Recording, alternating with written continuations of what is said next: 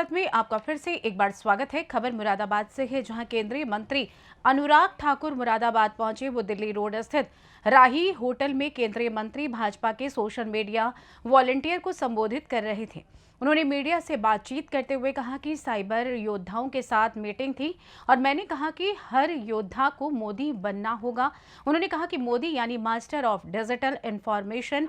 जी हाँ, उन्होंने कहा कि कोई भी व्यक्ति, विशेषकर भारतीय सोशल मीडिया से अछूता नहीं है। हर हाथ में मोबाइल है, इसकी ताकत पहचानिए। आप ट्विटर पर, आप एक्स, इंस्टाग्राम, फेसबुक कू आदि प्लेटफॉर्म का प्रयोग कर अपनी बात करोड़ों लोगों तक पहुंचा सकते हैं। अब टीवी, अखबार से ज्यादा लोग मोबाइल पर एक्टिव रहते हैं। चुनाव प्रचार के लिए आप इसका प्रयोग करें। सरकार के अच्छे कार्यों के वीडियो बनाएं, रील बनाएं, पोस्ट लिखें और प्रसारित करें, पर गलत तथ्य ना दें। गलत हो तो उसका भी जवाब दें। सही क्या है ये भी बताएं। साथ ही साथ उन्होंने ये भी कहा कि आम आदमी पार्टी के नेता और दिल्ली के सीएम अरविंद केजरीवाल पर जोरदार हमला किया। उन्होंने कहा कि भ्रष्टाचार मिटाने का दावा करने वाले खुद उसमें शामिल हैं। इसके लिए आपको मोदी यानी मास्टर ऑफ डिजिटल इंफॉर्मेशन बनाना पड़ेगा। आइए सुनाते हैं उन्होंने आगे और क्या कुछ कहा। साइबर योद्धाओं की बैठक थी और मैंने कहा है कि साइबर योद्धाओं को, हर योद्धा को मोदी बनना होगा, master of digital information. Modi यानी मास्टर ऑफ डिजिटल इंफॉर्मेशन। और मोदी जी ने ये न्यू मीडिया का उपयोग करके दिखाया कि दुनिया में सबसे ज़्यादा फॉलोअर्स किसी नेता के हैं तो नरेंद्र मोदी जी के। मिलियंस ऑफ फॉलोअर्स, लगभग 97 मिलियन फॉलोअर्स के लगभग मोदी जी के 96.9 मिलियन केवल एक्स पर है। इसी तरह से उनके व्हाट्सएप, फेसबुक, इंस्टाग्राम, इसमें मिलियंस ऑफ फॉलोअर्स है।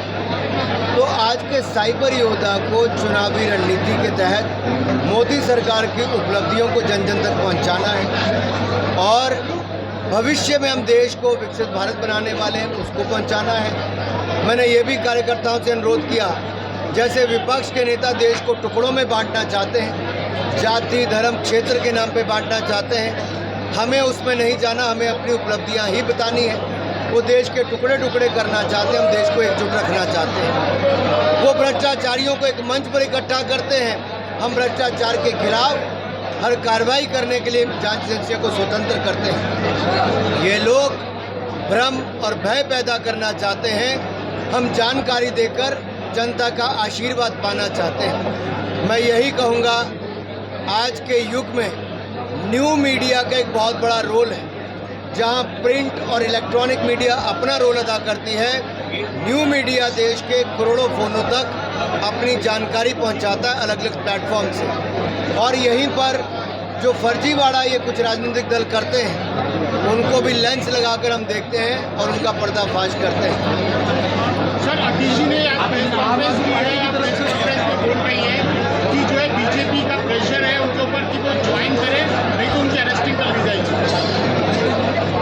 ये पिछले 4-5 वर्षों में आपने ऐसे बयान एक नहीं अनेक बार आम आदमी पार्टी से सुने होंगे, जिस पार्टी का आधार ही झूठ पर बना है।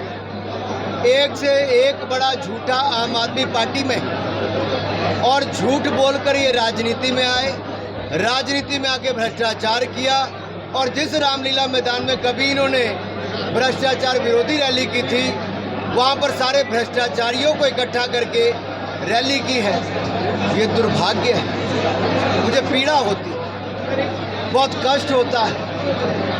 हर वो वोटर अपने आप को ठगा हुआ महसूस करता है जब वो अरविंद केजरीवाल जी के पुराने बयानों को सुनता है, जो कभी ईमानदारी की बात करते थे, आज वो कट्टर बेईमान नजर आते हैं, जेल की सलाखों के पीछे नजर आते हैं। मुझे बहुत दर्द होता है, बहुत पीड़ा होती है।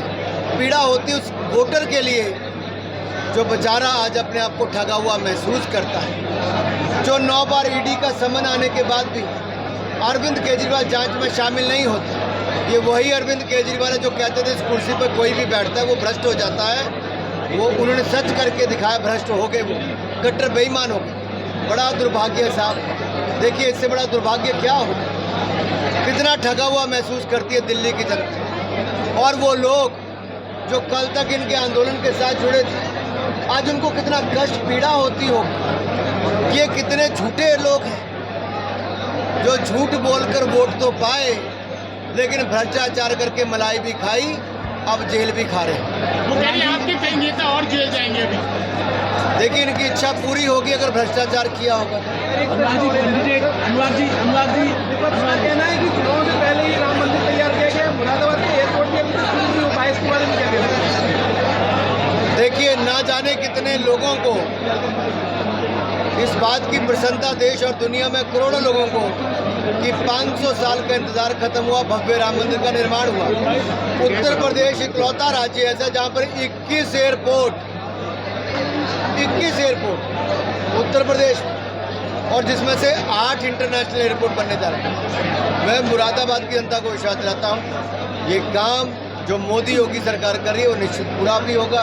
जहाँ मुरादाबाद भी होगा वहाँ जेवर इंटरनेशनल एयरपोर्ट भी इस साल के अंत में शुरू हो जाएगा। अब्दुल्ला कह रहे हैं कि अरविंद केजरीवाल के जेल जाने के बाद में कद और बढ़ गया है। अगर ऐसे ही कद बढ़ता है भ्रष्टाचार करके जेल जाने में तो फारूक जी किसी ने रोक नहीं लगाई है। फारूक जी के ऊपर स्वयं एक बहुत गंभीर भ्रष्टाचार का मामला चल रहा है।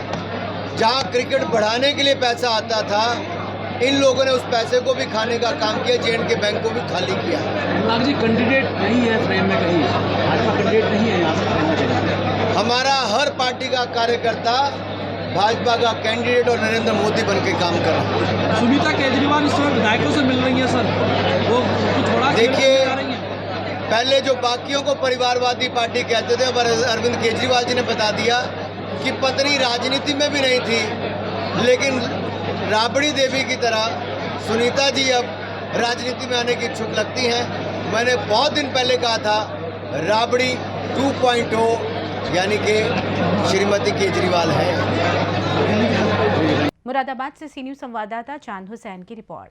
फिलहाल इस खास रिपोर्ट में बस इतना ही। देश दुनिया की तमाम खबरों की जानकारी के लिए आप देखते रहें सी न्यूज़ भारत। हर खबर आपके साथ, आपके हाथ।